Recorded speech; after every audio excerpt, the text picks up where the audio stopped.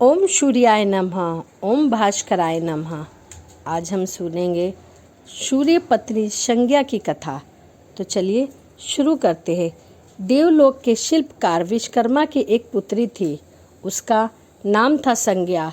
वह दिन भर तपती धूप में खेला करती थी। सूर्य की तेज किरणों का जैसे उस पर कोई असर नहीं होता था। संज्ञा जब बड़ी हुई तो एक दिन विश्वकर्मा और उसकी पत्नी ने संज्ञा को बड़े मुग्ध भाव से सूर्य को निहारते हुए देखा।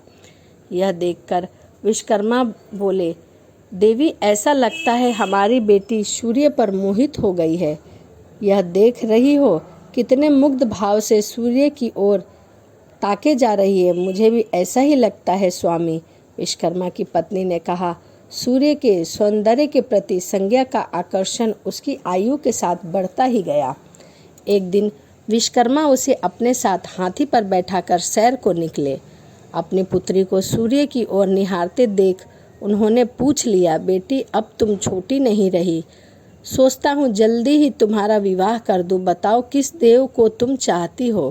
पिताजी, आकाश में सूर्य से बढ़कर कोई तेजस्वी नहीं है। संज्ञा ने तुरंत उत्तर दिया। ठीक है, हम सूर्य के साथ ही तुम्हारा विवाह करा देते हैं। विश्वकर्मा बोले और अपनी पुत्री को लेकर सूर्य के पास पहुँचे। उन्होंने अपनी पुत्री की इच्छा सूर्य देव को बताई। उन्होंने उनका प्रस्ताव सहर्ष स्वीकार कर लिया। बोले, आपकी पुत्री मेरे साथ विवाह करना चाहती है। यह मेरे लिए सौभाग्य की बात है, पर इससे यह तो पूछ लो कि क्या यह मेरा ताप सहन भी कर पाएगी। विश्वकर्मा संज्ञा को एक ओर ले गए और उससे पूछा, सूर्य देव का उत्तर तुमने सुन लिया है बेटी। अब बताओ, सहन कर लोगी हर ऋतु में उनका ताप। संज्ञा ने कहा, हाँ पिताजी। संज्ञा ने बड़े विश्वास के साथ उत्तर दिया। कुछ ही दिन बाद संज्ञा का विवाह सूर्यदेव के साथ हो गया। संज्ञा सूर्यदेव के साथ उनके लोक में चली गई। पति के साथ संज्ञा के दिन सुखपूर्वक बीतने लगे। फिर उनके यहाँ एक पुत्र पैदा हुआ जिनका नाम रखा गया मनु। अनेक ऋषि मुनि बालक को आशीर्वाद देने आए। यह बालक ज्ञानियों में भी ज्ञानी होगा। ऋषियों ने भविष्यवाणी की। आशीर्वाद सच निकला। जब वह कुछ बड़ा हुआ तो ऋषि मुनि से शिक्षा ग्रहण करने लगा। सूर्यदेव और संज्ञा को अपने बेटे पर गर्व था। वे बहुत ही प्रेम से अपने बेटे का लालन पालन करते थे। अचानक एक बार ग्रीष्म ऋतु में सूर्य की किरणें बहुत ही प्रखर हो गई। उनका तेज अपनी चरम सीमा पर जा पहुंचा। संज्ञा की चमड़ी झुलसने लगी।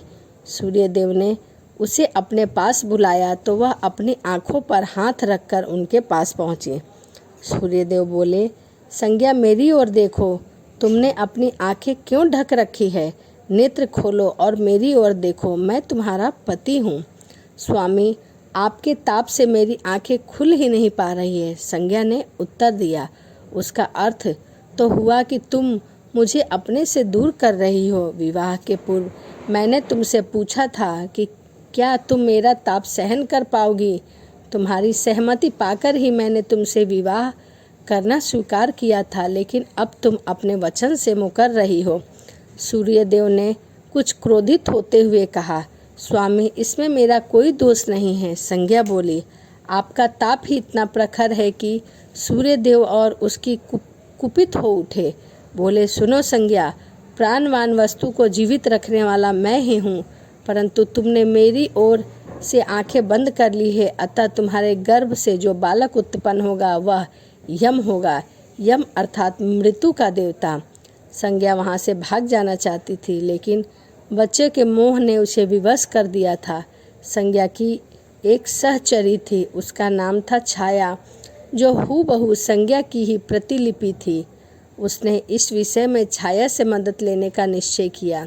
उसने छाया को बुलाया और अपनी सभी समस्याएं बताई। यह सुनकर छाया बोली, मुझे क्या करना होगा? तुम संज्ञा बनकर मेरे पति के पास जाओ और उनकी पत्नी और मेरे बच्चे की माँ बनकर वहीं रहो। संज्ञा ने कहा, उन्होंने मुझसे पूछताछ की तो मैं क्या कहूँगी? मैं संज्ञा तो नहीं हूँ। यह भेद मत खोलना। यह सब मैं कर लूँगी, लेकिन मेरी एक शर्त है। सूर्यदेव कभी मुझ पर बिगड़ कर श्राप देने लगे तो मैं सारा भेद खोल दूंगी। छाया ने कहा, ठीक है छाया, अब जाओ और मेरे बच्चों को संभालो।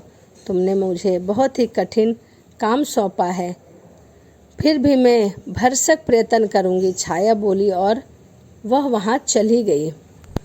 उसके जाने के बाद संज्ञा सोचने लगी, मैं मायके जाती हूँ, माँ और पिताजी मुझे देखकर बहुत प्रसन्न होंगे, मैं कुछ समय वहाँ रहूँगी, परंतु पिताजी कहेंगे स्त्री की शोभा पति के ही घर में रहती है।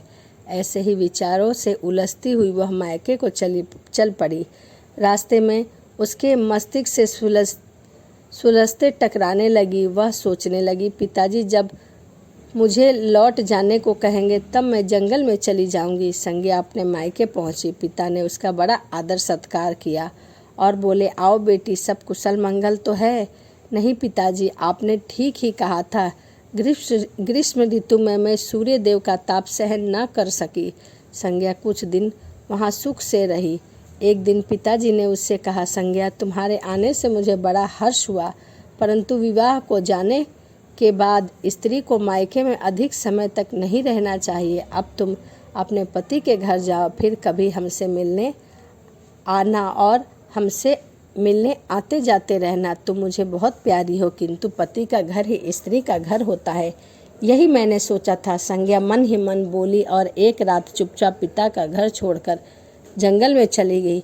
वह सोचने लगी, मैं सूर्य के सामने नहीं जा सकती, अतः घोड़ी बन जाती हूँ, उस रूप में मुझे कोई नहीं पहचान पाएगा। घोड़ी का रूप धारण करके संज्ञा तपस्या करने लगी, सूर्य के ताप की शक्ति को कम करने के लिए। इधर छाया ने सूर्य के यहाँ जाकर संज्ञा का स्थान ले लिया था। सूर्य देव ने उसे संज्ञा ही समझा। वे बोले, तुम लौट आई मेरे यहाँ, मुझे क्षमा कर दो स्वामी, मैंने अपनी दुर्बलता को जीत लिया है। छाया खेद भरे स्वर से बोली, संज्ञा मैं तो कब का तुम्हें क्षमा कर चुका हूँ, अब घर की जिम्मेदारी संभालो, बच्चों का लालन पालन करो। सूर्य देव ने कहा। छाया ने कक्ष में लेटे दोनों बच्चों पर निगाह डाली और घर की जिम्मेदारी संभाली। छाया इस घर में सुखी थी। वह प्राय सोचा करती थी, बेचारी संज्ञा कितना अच्छा घर त्याग कर चली गई है, क्या वह कभी नहीं लौटेगी। समय पाकर छाया को एक पुत्र हुआ। पुत्र पैदा होने के बाद वह कुछ चिंतित रहने लगी। मुझे यह नहीं भूलना चाहिए कि मैं संज्ञा नहीं छाया हूँ। छाया ने एक पुत्र और पुत्री को जन्म दिया। अब छाया का व्यवहार बदलने लगा।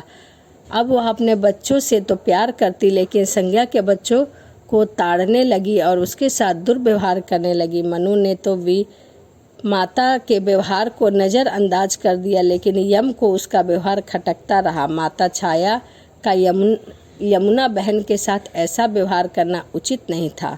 वह अपने बच्चों के साथ तो कितना अच्छा व्यवहार करती, हम भाई बहनों के साथ नफरत किया करती थी। एक दिन तो हद ही हो गई। छाया ने यमुना के बाल पकड़े और उसे डंडे से पीटना शुरू कर दिया। कमबख्त, मरते ही तो नहीं, मर जाए तो मेरा पीछा छूटे। जब छाया देर तक यमुना को पीटती रही तो यम से न रहा गया। उसने जाकर छाया का हाथ पकड़ लिया और गुस्से से बोला, बस माता, अब तुमने यमुना पर हाथ उठाया तो मुझसे बुरा कोई नहीं होगा। अच्छा, तेरी यह हिम्मत, मुझे धमकी देता है। ठहर, आज मैं तेरे पिता से इसकी शिकायत करूंगी।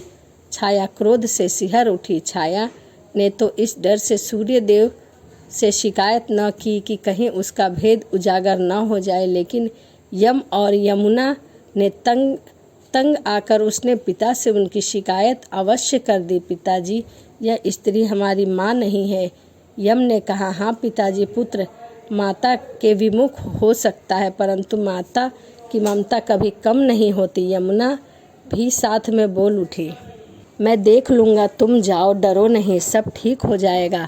ऐसा कहकर सूर्य देव ने बच्चों को धैर्य बंधाया, लेकिन बच्चों के जाते ही वो सोच में पड़ गए। बच्चे ठीक कहते हैं, यह अवश्य कोई मायावी है। सूर्य देव गुस्से से भरकर छाया के पास पहुँचे और उसके केश पकड़कर झकझोरते हुए बोले, सच बताओ, तुम कौन हो, अन्यथा मैं तुम्हें कठोर दंड दूंगा। छाया ने कहा, ठहरिए स्वामी। भय से कांपते छाया बोली, मैं संज्ञा की छाया हूँ, वह आपकी देखभाल का भार मुझे सौंप के गई है।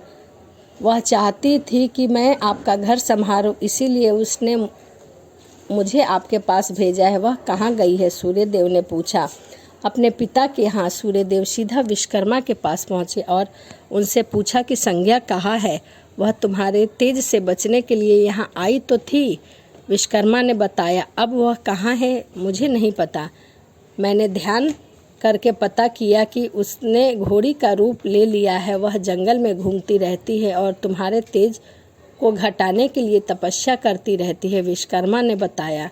तो आप मेरा तेज घटा दीजिए, फिर उसे खोजने के लिए चलते हैं, सूर्यदेव बोले। विश्वकर्मा ने सूर्यदेव के तेज का 8वां भाग छांट दिया, जिससे उनका तेज घट गया। फिर वो संज्ञा को खोजने निकले।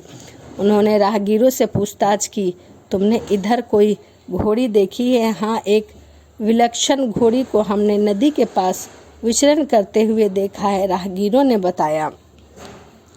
उसने विलक्षण की क्या बात है?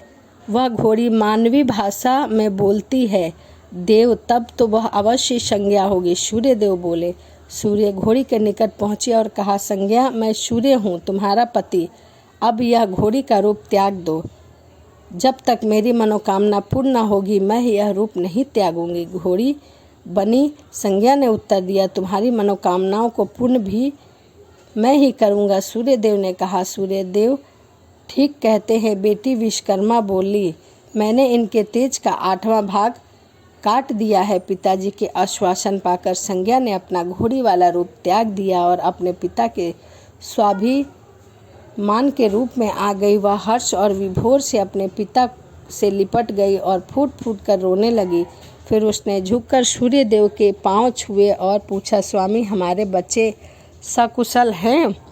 सूर्यदेव ने कहा, हाँ, दोनों बच्चे ठीक है। मनु और यमुना को अब फिर से माँ मिल जाएगी। सूर्यदेव ने मुस्कुराकर कहा, मैं अब कभी भी अपना घर त्याग कर नहीं जाऊंगी। संज्ञा बोली, आप छाया को क्षमा कर देना और अपने साथ ही रखना। दोनों का मिलन देखकर विश्वकर्मा ने भी अपना आशीर्वाद प्रदान किया। जाओ और सदा सुखी रहो, सुख शांति में रहो। सूर्यदेव और संज्ञा सूर्यलोक को पहुँचे और छाया और बच्चों के साथ आनंद पूर्वक रहने लगे। तो यह सूर्यदेव और छाया की और संज्ञा की कहानी थी।